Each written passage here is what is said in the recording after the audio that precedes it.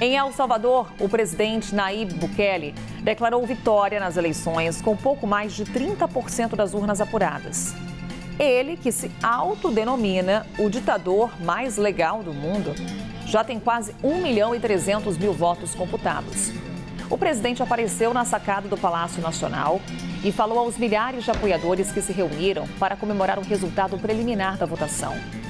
Ele disse que a oposição foi pulverizada.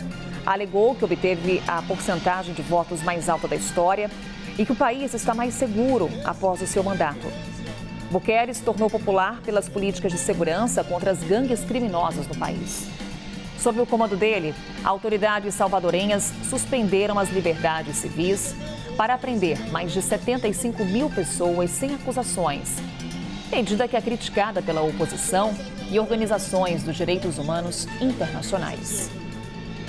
Então vamos falar sobre o que acontece lá em El Salvador com o Américo Martins, nosso analista sênior aqui da CNN. Américo, bom dia, agora com calma, para a gente conversar um pouco. Primeiro, apresentar para quem está nos acompanhando quem é o Bukele. Ele que se reelege lá em El Salvador, um jovem político que se torna popular com uma política de combate à criminalidade, uma política controversa, digamos assim, e que nesse momento entra para a história também como o primeiro presidente reeleito depois de uma manobra constitucional. E aí eu te pergunto, Américo, porque ele foi até questionado se haveria algum risco à democracia do país. Ele disse que não. Bom dia, Carol. Bom dia a todos. O Bukele é um político bastante popular, também bastante populista, que tem, assim como vários homens fortes da América Latina, um apreço fora do comum pelo poder.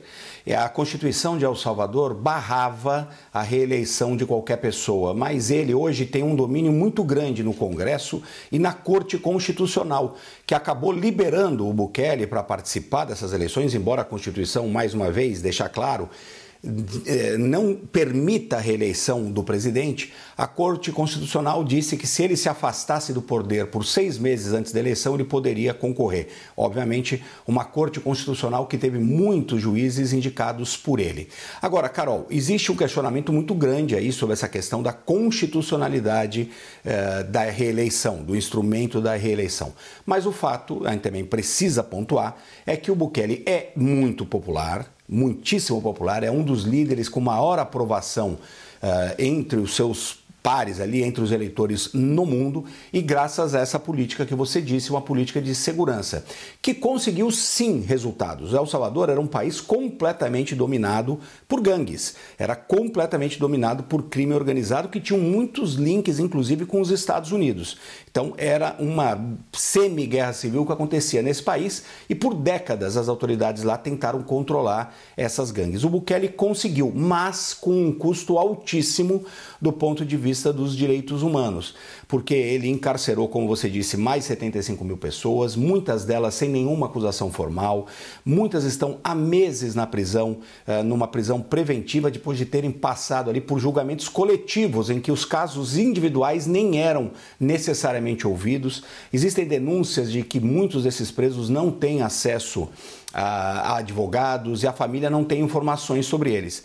Então, é uma política que no primeiro momento conseguiu de fato reduzir os índices de criminalidade, que conseguiu elevar muito a popularidade do Bukele. Mas no longo prazo existem muitas dúvidas, Carol, se uma política como essa pode funcionar. Porque afinal de contas, para você realmente conter a violência e ter um plano de longo prazo que leve em consideração os direitos humanos, que leve em consideração vários outros fatores, você precisa desenvolver a economia do país, você precisa diminuir as desigualdades. El Salvador é um país muito pobre, uma elite muito poderosa com uma boa parte da população sem emprego e sem acesso à educação de qualidade, por exemplo. Nessa campanha, o Bukele centrou muito na questão da segurança. A segurança pode ter sido um primeiro passo, mas ele precisa rever esses casos de abuso, obviamente, e precisa ampliar essa agenda se quiser que essa redução da criminalidade seja de fato uma questão de longo prazo. Se ele não tratar desses outros assuntos, economia, educação, eliminar as desigualdades no país, vai ser uma política que vai ficar simplesmente pendurada nessa questão da mão dura, vai ter que ficar prendendo cada vez mais pessoas e no longo prazo tende a não funcionar. Mas, muito importante lembrar, a popularidade dele é muito alta. Ele teria a oportunidade de fazer outras reformas neste momento. Infelizmente, durante a campanha, ele centrou basicamente no fato de que, sem ele, essa política ia ser revertida e El Salvador voltaria à criminalidade. Ele não expandiu na campanha os seus objetivos para essas outras áreas que eu citei. Obrigada, Américo. Trazendo para a gente um pouco do panorama em El Salvador, as eleições por lá.